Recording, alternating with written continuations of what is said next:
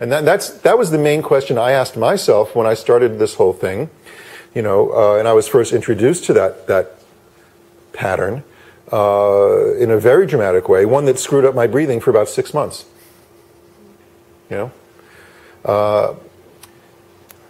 Okay, I have a few minutes. I'm going to tell the story. I needed to get this story told. It really, it's story time. So, the year is 1987.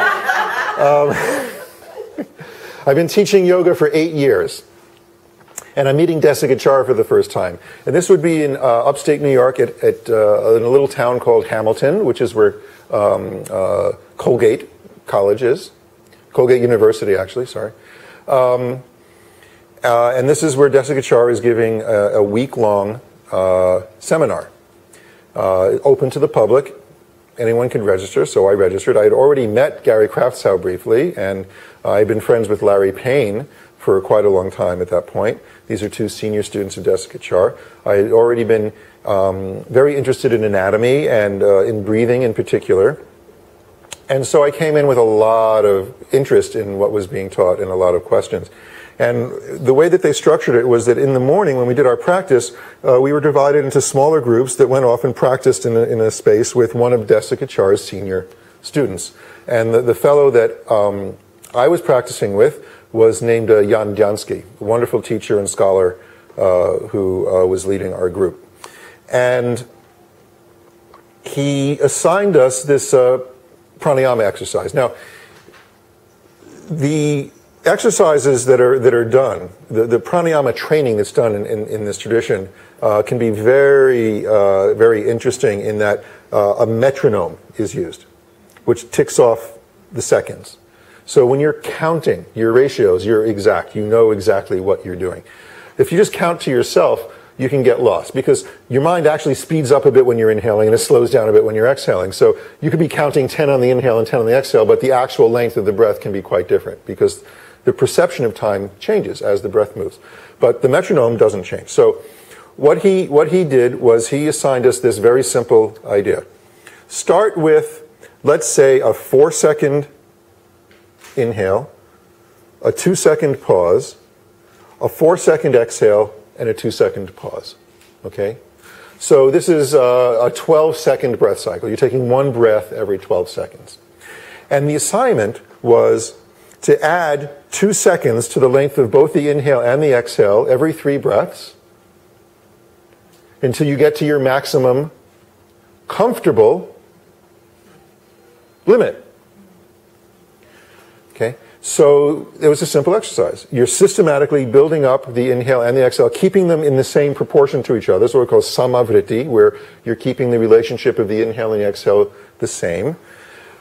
And to do it, see how far you can go comfortably. Well, I was already, Mr. Breathing Guy at that point. I had figured out a way of linking breath and movement that was kind of working for me, but it was really based on my original training, which, just about everyone had of, 3-part breath of this, and this. So he assigned us this ratio. What he also said was, oh, by the way, experience the inhale as an expanding movement that comes from the top and comes here and then here. In other words, that famous top to bottom inhale. And then the exhale is the reverse movement, from here to here to here. That pattern. To which I said, no way, I am not doing that. I said that to myself. I didn't say it to Jan. I was like, I'll do the ratio, but I'm going to breathe my way. Because this is the way I was taught. But not only that, this is the way I teach people to breathe. That's more, I can't change that because that means that everything I've been teaching has been wrong. Anyone can relate to that? Yeah. So, so here's what happens. Okay, I'm going, and so it's 6-2, 6-2, and then it's 8-2, 8-2, 10-2, 10-2, right? 12-2, 12-2, 14, 16, 18, 20, 24. That's long. That's not bad, right? 24-2, 24-2. What is that? That's 26 times 2. I'm breathing like once per minute, pretty much, right?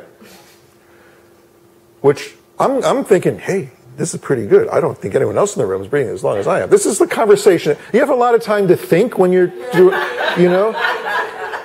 because the metronome's doing the, you're just counting. So there's a lot of thoughts that happen in between those ticks of the metronome.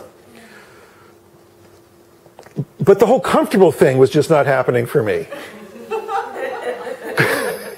Because I'm shaking and I'm trembling and I'm at my limit. And I so wanted to get to 28.2, 28.2, which is actually 1 breath per minute. That was my, goal. That would have been my PR. That would have been my personal best, right? So, I'm 29 years old at that point. I'm in pretty good shape. I've been doing this breathing stuff, but I'm shaking. And so, in the 2-second pause at the end of one of these 26-second exhales, these are the thoughts that occur. 2 seconds is a lot of time for thoughts to occur. Okay, I'm not comfortable. I've gone as far as I can. Maybe I should try it his way. Oh no, that's stupid. That's crazy. That's upside down. I don't care what they say. Yeah, but you've gone as far as you can. You're shaking. You're sweating. It's not comfortable. You're not following 2 out of the 3 instructions he gave you. You're doing the ratio, but you're not comfortable, and you're breathing reverse of what he said. Okay, well, maybe when I let this next breath in, I'll let it in at the top and let it move down. This is all happening in 2 seconds, okay? It's a really major conversation for me to be having in my own head with myself. So I decide, what the hell? And so I let it in at the top. And it's like 4 seconds, 8 seconds, 10 seconds, the breath is like here. 12, 14, 16, 18, 20, the breath is here. I've not moved my belly yet. 22, 24, 26, 28, 30, 32, 34. It hasn't reached my navel yet. Okay? And I know there's still more because I haven't released my lower navel. And at that moment, when I realized that I was about to get pretty close to a 10-second increase in what I had previously been able to do, and I wasn't shaking and I wasn't trembling, it was just kind of like being poured into me, I blew a fuse. My whole nervous system completely freaked out. And I went, I don't know if it was an inhale or an exhale, but it was like like that. And I just sat there. And I had no thoughts. I had no breath for a few moments. And my body wanted the rest of that breath. It wanted the rest of that inhale, but it never got it. You ever get stuck halfway through a yawn? I mean, you know how great it feels to take a nice, full, deep yawn. It's like your whole system is just going, yes, right? And you ever get like partway there and it just stops for whatever reason and you're like, oh shit. Your whole body is like, I wanted that, the rest of it, and I didn't get it. You know that feeling, right? That's exactly how I felt in that moment, but not just in that moment. For 6 months, my body felt that way. It was my constant companion, that next breath wanting to happen.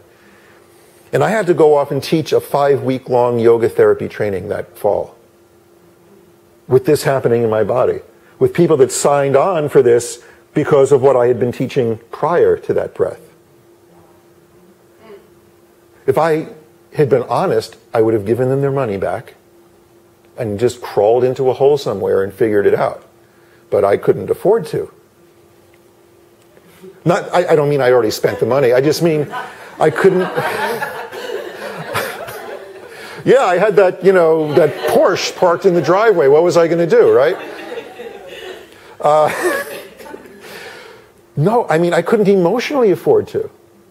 Because it was not just it was like every dimension of my being was thrown into crisis by that breath.